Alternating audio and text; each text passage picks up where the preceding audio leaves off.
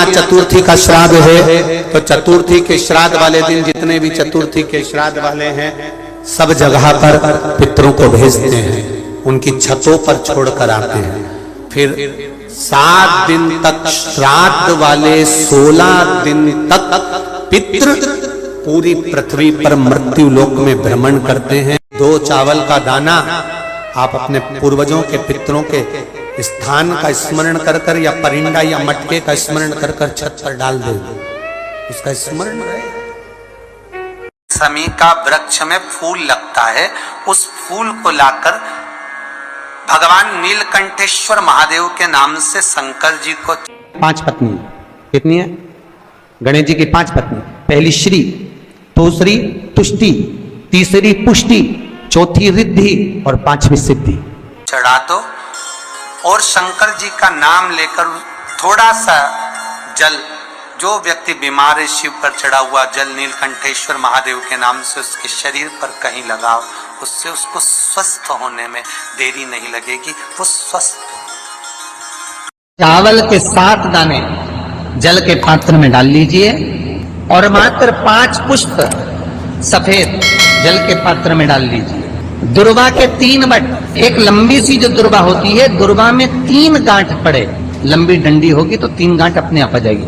3 but वाली दुर्वा उस जल के अंदर डाल लीजिए और शंकर के मंदिर में जाकर उस जल को समर्पित कर दीजिए। जल समर्पित करना है, ये वाला जो जल चढ़ाएंगे आप शंकर को, जैसे शिवलिंग सामने है और जल का पात्र अपने हाथ में है तो उल्टा जल चढ़ाएंगे, ऐसे आपकी ओर मुख करा हुआ। शिवजी को जब जल चढ़ाते हैं तो पितरों को भी मिलता है, शिवजी को जल चढ़ाते हैं तो 33 कोटि देवताओं को प्राप्त होता है, शिवजी को जल चढ़ाते हैं तो नवग्रह देवता को प्राप्त होता है, शिवजी को जल चढ़ाते हैं तो हमारे आहूतों वासुकों को प्राप्त होता है, शिवजी को जल चढ़ाते हैं तो ये प्रकृति वनस्पति को प्राप्त होता है, शिवजी को जल चढ़ाते हैं तो 64 योगिनियों को प्राप्त होता है, शिवजी को जल चढ़ाते हैं तो सारी देवियों को प्राप्त होता है। शंकर पर चढ़े हुए जल का भाग बट जाता है, इसलिए शिवजी पर 1 लोटा जल चढ़ाने के लिए अगर किसी का शनि कमजोर, राहु कमजोर, केतु कमजोर, कोई मंगल कमजोर, किसी का कुछ तकलीफ है, जल चढ़ाते से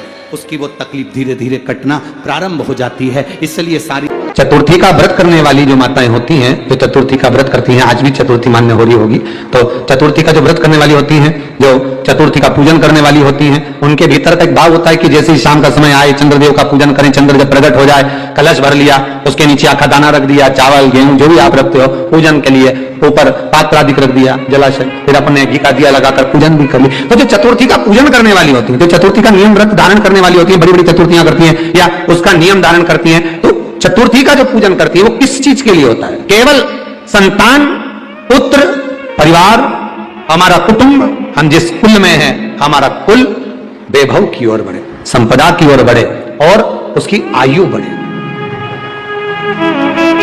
उसकी आयु बढ़े, वैभव बढ़े। गोबर को शंकर भगवान ने गाय के गोबर को आशीर्वाद दिया, लक्ष्मी तो गाय के गोबर में बैठी है, इसलिए जिसका आंगन, जिसका पूजन का स्थान गाय के गोबर से लीपा जाएगा, उसके घर में संपदा की कमी नहीं आएगी, लक्ष्मी का निवास है। तो चतुर्थी के श्राद्ध वाले दिन एक तुलसी का दल, तुलसी का जल, तुलसी का चरणामृत हम पीते हैं, वह हमारे शरीर में 8 दिन तक तुलसी का दल, तुलसी का जल 8 दिन तक हमारी इंद्रियों को संयम में रखता है। कितने दिन तक? 8 दिन तक। विष्णु पुराण कहती है बेलपत्री, एक बेलपत्री का आधे से आधा पत्ता भी, या भगवान शंकर पर चढ़ा हुआ जल, या बेलपत्री का आधे से आधा पत्ता भी, या एक पत्ता भी हम ग्रहण करते हैं, शिवजी पे चढ़े हुए जल को हम पीते हैं, तो हमारी इंद्रियों में तुलसी का जल 8 दिन तक रहता है, बेलपत्री का जल, बेलपत्री का पत्ता 1.25 महीने तक हमारे उदर में हमारी इंद्रियों को संयमित करता है। 1.25 महीने तक बेलपत्री का पत्ता हमारी इंद्रियों को संयमित करता है। आप कहोगे गुरुजी ये कथा कहाँ की है, तो आप स्मरण करिए। राजा कर्ण एक खड्डे में उसका रथ का पहिया फंस गया। राजा कर्ण खड्डे में रथ का पहिया फंसा,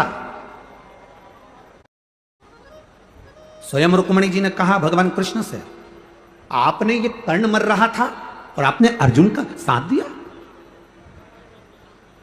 कर्ण मर रहा है और तुमने अर्जुन का साथ दिया। भगवान कृष्ण कहते हैं, सुन रुक्मणी, ये कर्ण की गलती है। अभिमन्यु पानी देखकर मरते समय पानी मांग रहा था, पर अभिमन्यु को पानी नहीं दिया गया। पास में छाजल पड़ी थी, बोतल पड़ी थी, छाजल, ये बोतल तो अब आ गई छाजल, पानी का एक कपड़ा होता था जो पानी भरा रहता था, छाजल पड़ी है पानी की, पर कर्ण ने पानी नहीं दिया। आखिरी में वो पानी जहां गिरा था वहां कीचड़ हो गया था, रथ के चलते चलते चलते चलते, और कर्ण का रथ उस खड्डे में फंस गया। मरते समय अगर जल दे देता तो कर्ण पानी के खड्डे में डूब कर नहीं मरता, मरते समय जल नहीं दे पाया।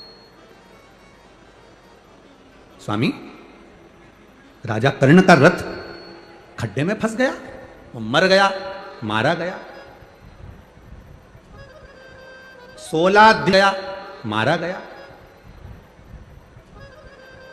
16 दिन तक राजा कर्ण का अंतिम संस्कार नहीं हुआ था।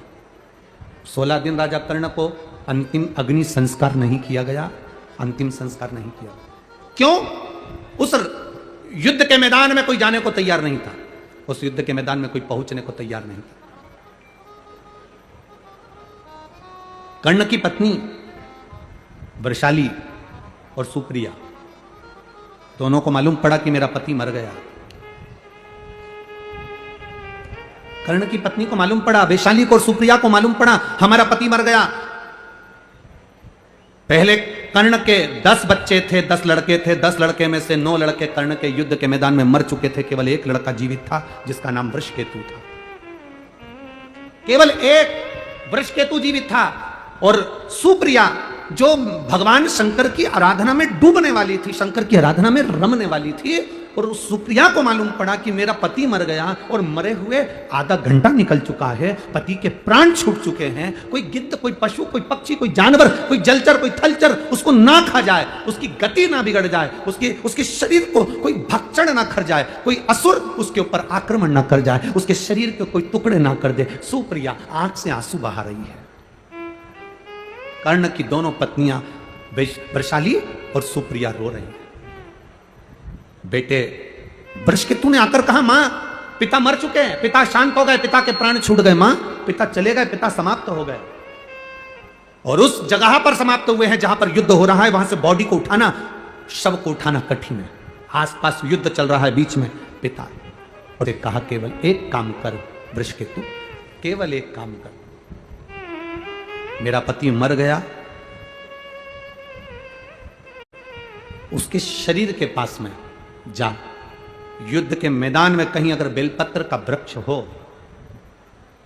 उस बेलपत्र के वृक्ष में से एक बेलपत्र तोड़कर मेरे पति के नजदीक में या उसके शरीर के पास ले जा। मां, उस युद्ध के मैदान में जहां पिता का शव पड़ा है, चारों तरफ युद्ध हो रहा है, कैसे जाएंगे? वो बेलपत्री का फल क्या होता है, बेलपत्री के वृक्ष की एक पत्ती का फल क्या होता है? शिव महापुराण की कथा कहती है, देव पितर, शिव महापुराण की कथा कहती है कि ये पितृपक्ष 16 दिन जो कर्ण को मिले हैं वो साधारण नहीं थे।